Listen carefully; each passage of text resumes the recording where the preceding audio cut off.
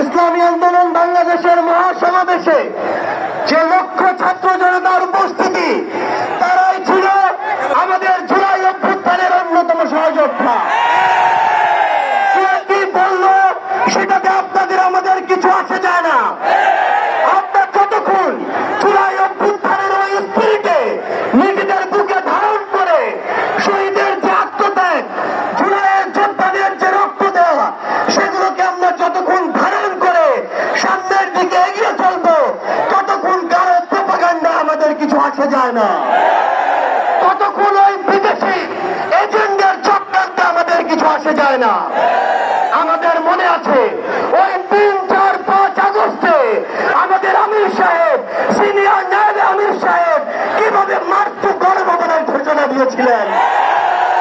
আমরা স্পষ্ট করে আপনাদেরকে একটা কথা বলি, এই 24 পরবর্তী বাংলাদেশে আমরা যারা অভ্যুত্থানের সহযোদ্ধা ছিলাম, আমরা যদি ঐক্যবদ্ধ থাকি, আগামীর বাংলাদেশে আর কোন প্রতীক, কোন নামে, কোন ব্যক্তিকে সামনে রেখে, কোন দলকে সামনে রেখে এই বাংলাদেশে দাঁড়াতে পারবে না। এখন জনগণের সামনে আমাদের দৃষ্টান্ত স্থাপন করতে হবে। আমরা আমাদের কাজের মাধ্যমে প্রত্যেকটি ক্ষেত্রে যেন সেই দৃষ্টান্ত স্থাপন করতে পারি। আজকে যখন আমি আসছিলাম, রাস্তার আশেপাশের প্রত্যেকটি মোড়ে আমার ইসলামী আন্দোলন বাংলাদেশের সহযোদ্ধারা ট্রাফিকিং এর কাজ করছে। এটাই হচ্ছে দৃষ্টান্ত যে আমরা কাজ করব, আমাদের রাজনৈতিক সমাবেশ করব, একই সাথে জনগণের যেন দুর্ভোগ না হয় সেটাও আমাদের মাথায় থাকবে। আমরা এর আগেও দেখেছি এই মাঠে প্রোগ্রাম হয়েছে, প্রোগ্রাম শেষ করে মাঠের প্রত্যেকটি ময়লাকে পরিষ্কার করা হয়েছে। এটাই হচ্ছে আগামীর বাংলাদেশের দৃষ্টান্ত যে আমাদের যারা সাময়িক যদি কোনো সমস্যা হয়, আমরা আবার ঐক্যবদ্ধভাবে সেই সমস্যার সমাধান করব। একটা জিনিস মনে রাখতে হবে, এই অভ্যুত্থানে আপনারা যখন ঢাকার গুরুত্বপূর্ণ পয়েন্টগুলো থেকে শুরু করে দেশের বিভিন্ন রণক্ষেত্রে অংশগ্রহণ করেছেন, আপনাদেরকে পাঞ্জাবি পায়জামার টুপি থেকে টার্গেট করা হয়েছে। আমার মাদ্রাসার অসংখ্য ভাই এই টার্গেট কিলিং এর শিকার হয়েছেন। আগামীর বাংলাদেশে কেউ যেন কাউকে ট্যাগিং করে টার্গেট কিলিং এর শিকার না করতে পারে, সে বিষয়ে আমাদের ঐক্যবদ্ধ থাকতে হবে।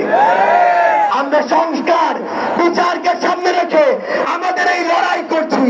আপনারা পিয়ারের কথা বলেছেন, এই যে পিয়ার আগামীর বাংলাদেশের সংসদে আমরা যদি আঠায় জনগণের প্রতিনিধিত্ব চাই, তাহলে আগামীতে এই পিয়ার নিয়ে আমাদের আরো জোরে সোরে বাড়তে হবে। আমরা আপনাদেরকে স্পষ্ট করে আমাদের জাতীয় নাগরিক পার্টি এনসিপির পক্ষ থেকে অঙ্গীকার করি, বাংলাদেশের প্রশ্নে, জনগণের প্রশ্নে আপনারা যদি ঐক্যবদ্ধ থাকেন, আপনাদের সাথে কাঁধে কাঁধ মিলিয়ে 24-এর মতো এনসিপি আবারও আগামীর বাংলাদেশে লড়াই করবে। আমাদের এই বাংলাদেশের 24-এর অভ্যুত্থানের স্পিরিটের প্রশ্নে, ওই খুনিদের বিচারের প্রশ্নে, রাষ্ট্রের সংস্কারের প্রশ্নে আমরা ঐক্যবদ্ধভাবে এগিয়ে যাব। আমরা যতদিন ঐক্যবদ্ধ থাকবো, ততদিন এই বাংলাদেশে আর কোনো হাসিনা মাথা উঁচু করে দাঁড়াতে পারবে না। ইনশাআল্লাহ আপনাদের সাথে আমাদের আবারও দেখা হবে রাজপথের লড়াইয়ে অথবা বিজয়ে। ততদিন পর্যন্ত সত্যের সাথে থাকবেন, ন্যায়ের সাথে থাকবেন। যত বড় খুনি, যত বড় সাহসী, যত বড় নেতাই ফ্যাসিস্ট হয়ে ওঠার চেষ্টা করুক না কেন, আমরা ঐক্যবদ্ধভাবে তাদেরকে প্রতিহত করবো ইনশাআল্লাহ। ইনকিলাব জিন্দাবাদ।